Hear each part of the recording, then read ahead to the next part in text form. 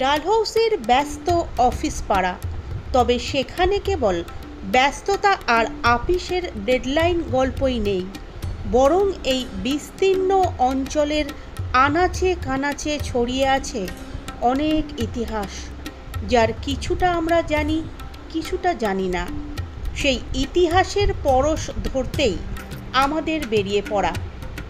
Office যাত্রীদের ভিড়, পর্যটকদের হাঁকডাক সরিয়ে একটু শান্ত হয়ে পুরনো গন্ধ মেখে নেওয়া যাকে বলে।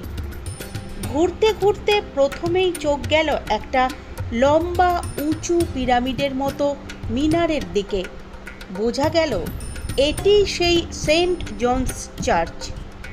কলকাতার পুরনো স্থাপত্যগুলোর মধ্যে এটি অন্যতম।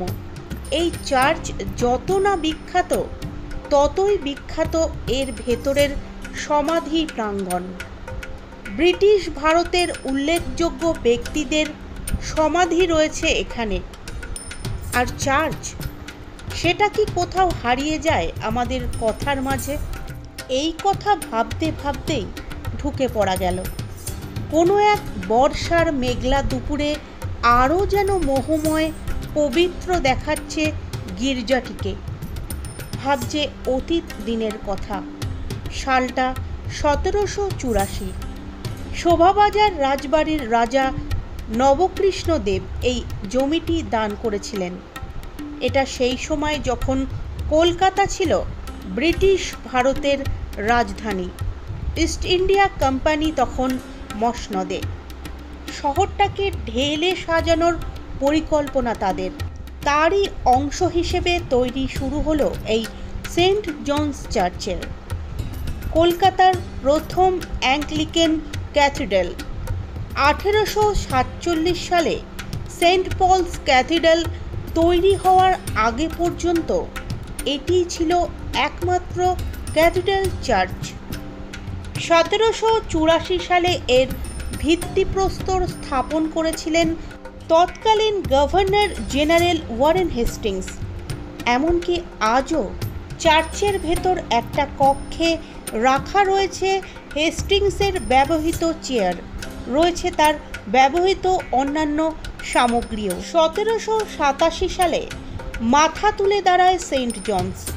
ক্যাথলিক এবং প্রোটেস্ট্যান্টদের বিরোধ নয়, বরং তাদের মধ্যে সমন্বয়কারী হিসেবেই রয়েছে এই অ্যাংলিকান চার্চ। আজও দাঁড়িয়ে রয়েছে স্বমহিমায়, ঐতিহ্যে। গোটা গির্জাটাই পাথরের তৈরি। একসময় এর জন্যই একে পাথুরে গির্জাও বলা হতো।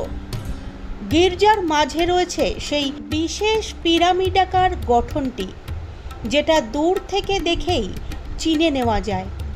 গির্জার ভেতর রয়েছে বিদেশি বহু চিত্রকরদের আঁকা ছবি।